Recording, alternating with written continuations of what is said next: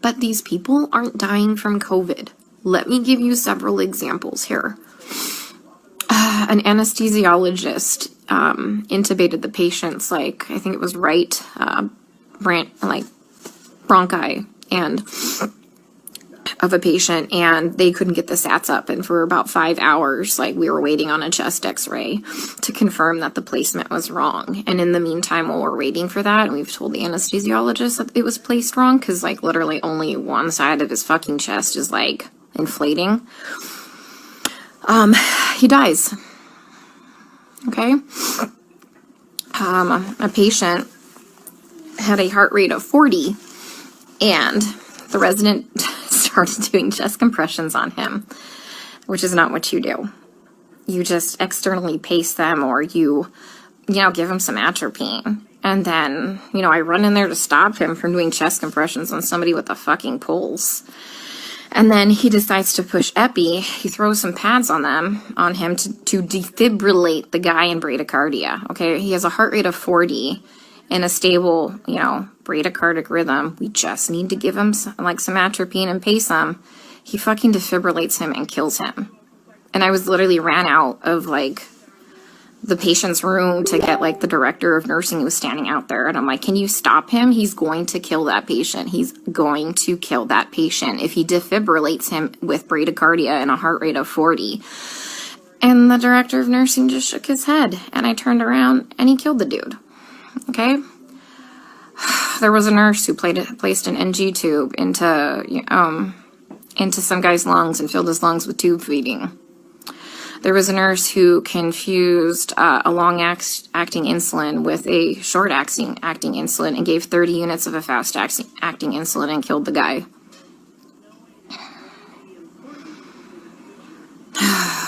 What else? Other stuff have I seen? Yeah. It's just here they're just gonna let them rot on the vent. They're medically mismanaging these patients. And I'm not a doctor, guys. I'm not professing to be a doctor by any means. But there's, like I said, basic standards of care that we have to do. When somebody's low on blood, literally on the brink of a critical low blood level, we should replace the blood. But I asked the residents, and they're like, does he have internal bleeding? And I said, no.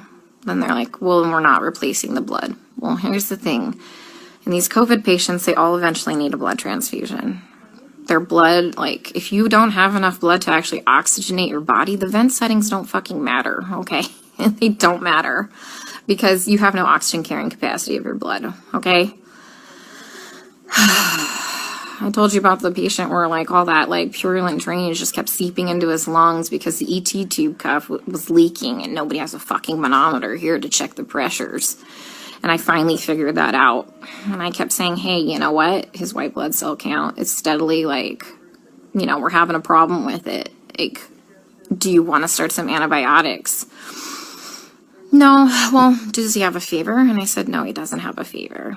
They didn't want to start antibiotics. Day shift nurse finally got a chest x-ray. He has full-blown pneumonia now.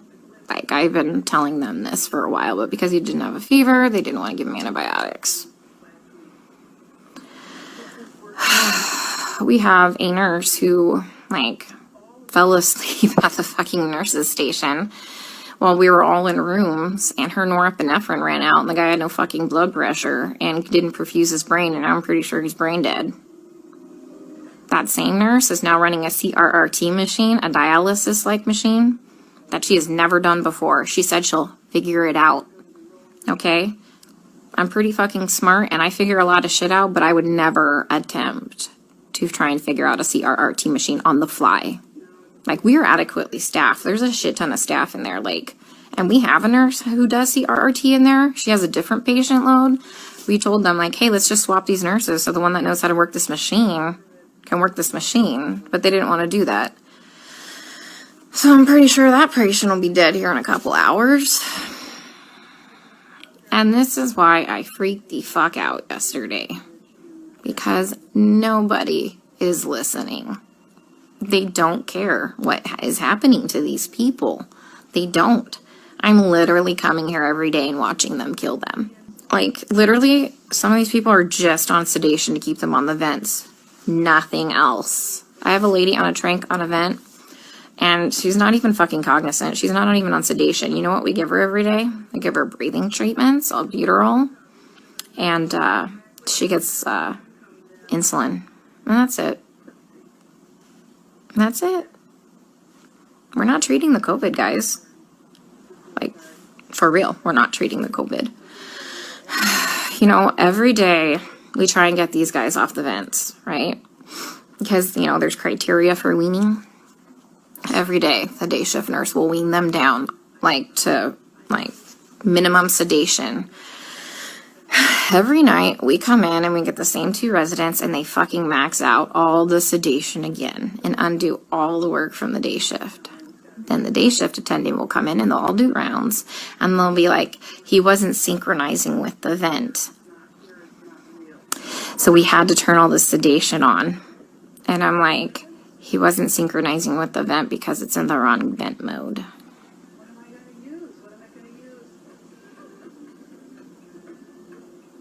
So, I legit don't even know what to do anymore. Like, I tried calling advocacy groups. I tried talking with management here, like the nursing admin. Like, nothing. Nobody's doing anything.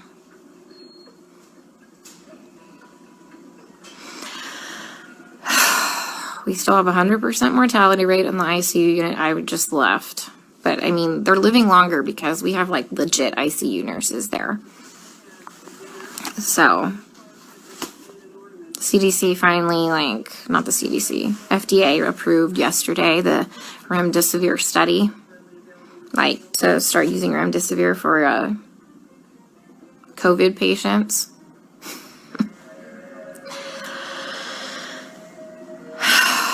Guys, I don't even know what to do anymore. And this is why it had a complete fucking breakdown. Like, I literally had to call my friend Lisa and FaceTime her, and she answered the fucking phone while she was in the shower because she, like, knew I was having a hard time to talk to her.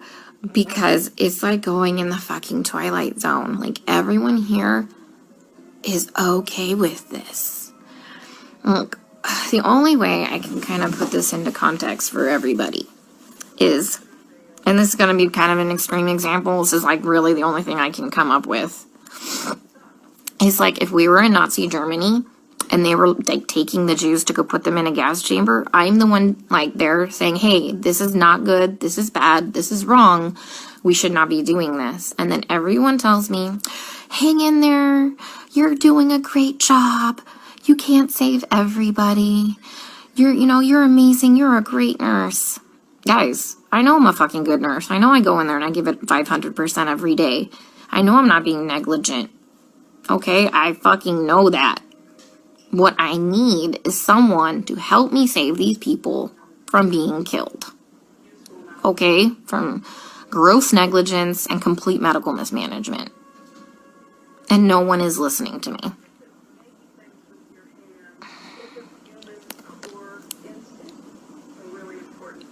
Like, for real, nobody's listening. Like, I legit don't know what to do anymore.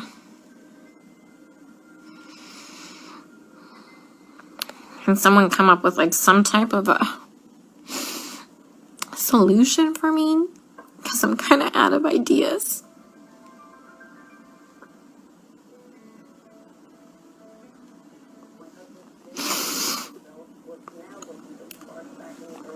You know, when I try and talk with some of the other nurses here, and they're like, well, you can't save everybody. And they all know what's happening. They all agree with me, and they all just shake their heads. And I'm like, am I the only one who is not a sociopath?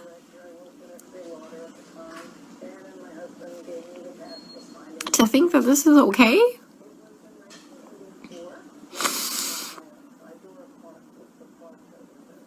I mean, guys, they literally don't even know when they're dead.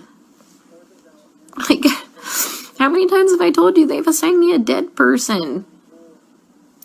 Like, how long have they been dead? Nobody knows. Like, how is anybody assessing anything without a stethoscope? Normally we have, like, those disposable stethoscopes. But I knew what we were coming into, so I brought my old junky one. Nobody has listened to anybody's lungs as long as I've been here. Even with disposable stethoscopes.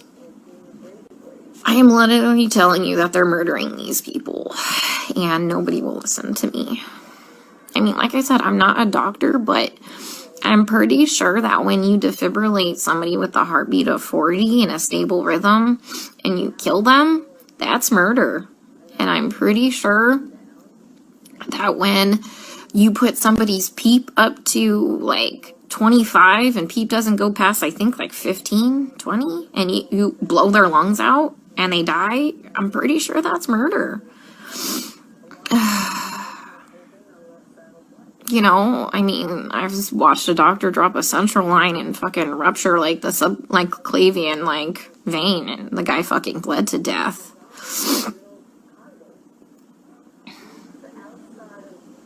I mean, COVID didn't break that central line. COVID didn't kill that guy. I mean, he was a COVID patient. I mean, every single patient I've taken care of, guys, is a COVID patient. Like, I've never had a non-COVID patient, okay?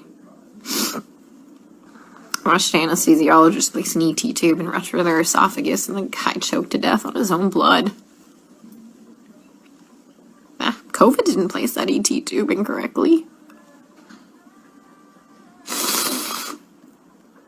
Nobody cares because they're all minorities and we're in the fucking hood.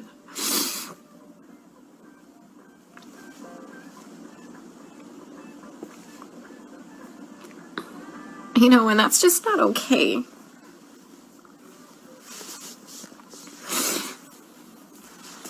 You know, I grew up really poor. And so I know what it's like to be, like, completely forgotten and for nobody to advocate for you. I'm sitting in the vending machine room because it's nice and cool. I'm in between units right now, so they haven't realized I'm gone.